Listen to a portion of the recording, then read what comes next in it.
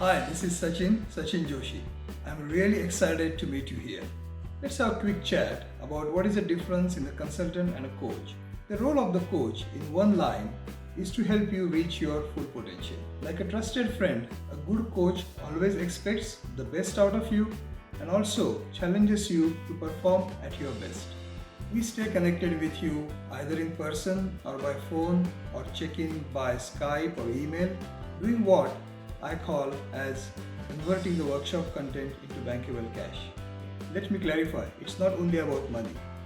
We have been able to produce some outstanding results in lives of some individuals in their personal as well as professional spheres.